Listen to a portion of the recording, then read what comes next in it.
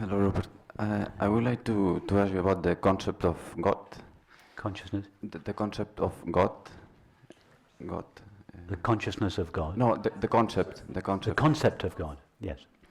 Yeah, when I first got to know the Advaita teachings a few years ago, it was quite a relief to hear that, God doesn't exist, or, I mean, at least the God I used to be told that the creator who is deciding what or who to punish, or, you know. But then sometimes in Advaita, and even in the direct path approach, I hear like sentence like, you can take a lot of steps close to your getting to know your true self, but the last step is not on your side, it's grace, or it's on God's side. So there we come again, there's God, there's me, and God is deciding if I deserve happiness. So that's really frustrating again. No. I'm afraid it's even worse than that. It's not that you take all the steps and God does the last little bit. It's that God takes all the steps.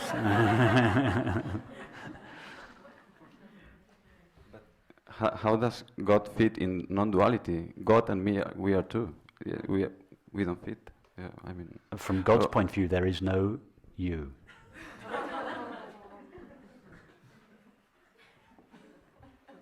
From the separate self's point of view, there is either just the separate self, or sometimes the separate self thinks there is me and God. So it's either just me, the separate self, or me and God. But those are both from the point of view of the separate self. From God's point of view, there's always only God, only itself. God knows nothing of the separate self. How could infinite being know something that is finite?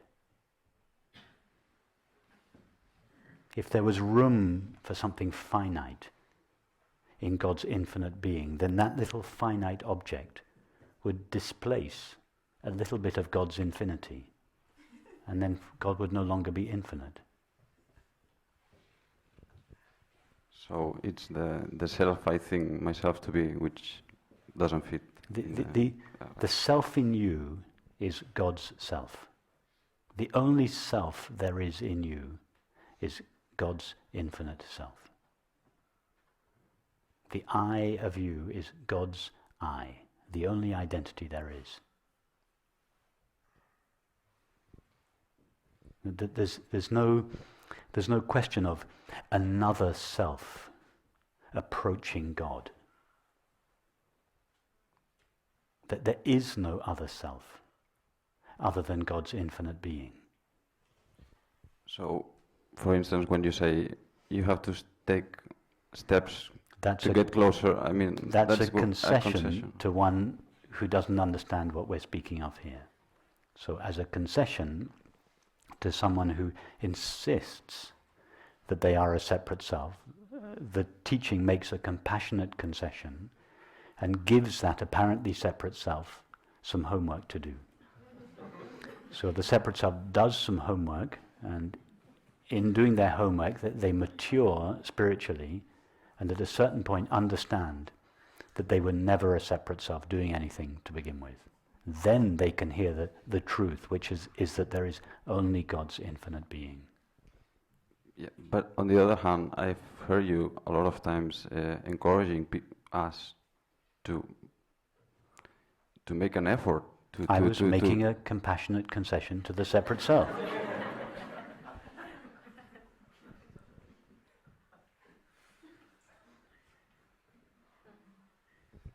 Okay, and then last. And I should say, I would still do so if it's not clear to us that there is only God's infinite being. If we think that there is another I in me other than God's I, then I would say to that I, explore yourself, become interested in what you are, cease being fascinated by your thoughts and your feelings, and become interested in, I'm talking to the finite self now. Stop being interested in your neuroses and your feelings and your ideas and your projects. Become interested in yourself. Find out what is the nature of yourself. When you say I, what is the I that you are referring to? Go there, find it, turn your attention towards that and discover its nature. And as the apparently separate self turns its attention away from all the objects that it's been busy with for so many decades, but it turns its attention towards itself, it takes this journey. It goes deeper and deeper into itself, and as it goes towards itself, it is gradually divested of all its limitations. And at some point it stands revealed as the only I there is. Then we realize, that there was never a separate self. There was never an I, or a self, or a being other than God's being. I, the separate self, didn't walk myself back and discover God. I was simply a self-imposed limitation on God itself. But even the self-imposed limitation of the separate self, the I of the separate self, is God's eye shining. That is why the thought I is the portal. It is the portal through which the separate self travels on its way back to God. And it's the portal through which God travels when it wants to apparently limit itself and take the form of the finite mind in order to know an objective world. So it's a two-way street.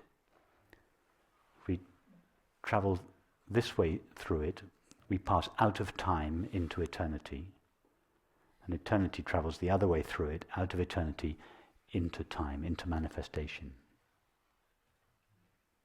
That is why the I thought is it's the sacred name. I am. It's God's Christian name.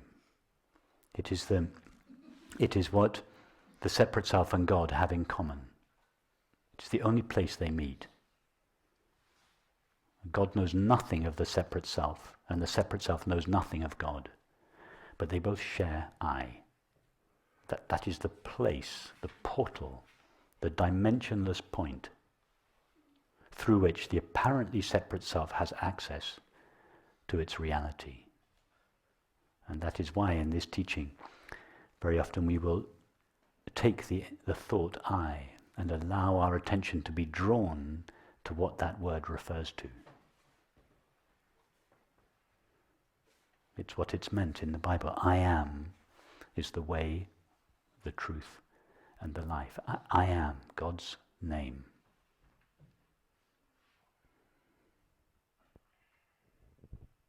I was going to ask just last question, but I don't think it makes sense anymore, because sometimes I have this confusion with God's concept that sometimes I find myself like praying to God or saying thank you for certain, but and then I think, it doesn't make sense.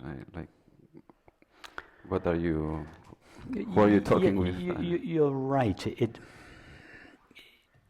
From an ultimate point of view, it doesn't make sense. Who or what would pray to God? It would have to be something other than God.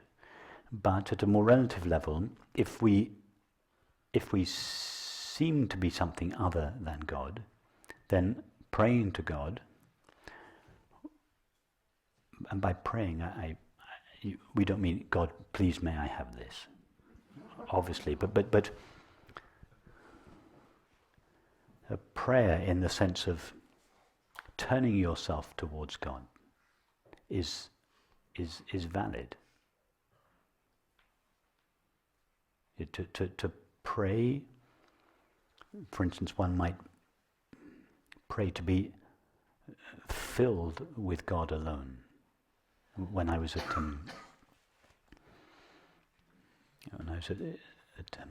school, when I was 8 or 9, we used to sing hymns every day, and on Sunday evening we'd have this very particular hymn that we used to sing every Sunday evening for 5 years, and it's lodged itself in my memory. It was such a beautiful prayer, and it went roughly like this: not roughly like this, it went like this.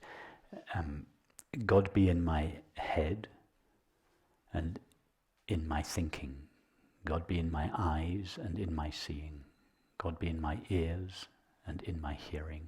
God be in my mouth and in my speaking. God be in my heart and in my understanding.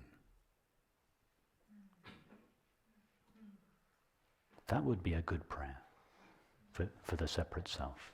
Just, God, replace me with you. Just fill my whole being with your presence. That would be a legitimate prayer. It would be an alternative to self-inquiry. In fact, it's the same thing through a different channel.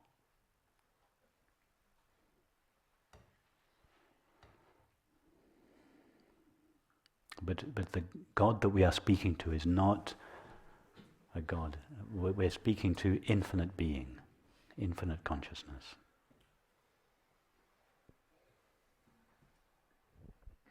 Thank you.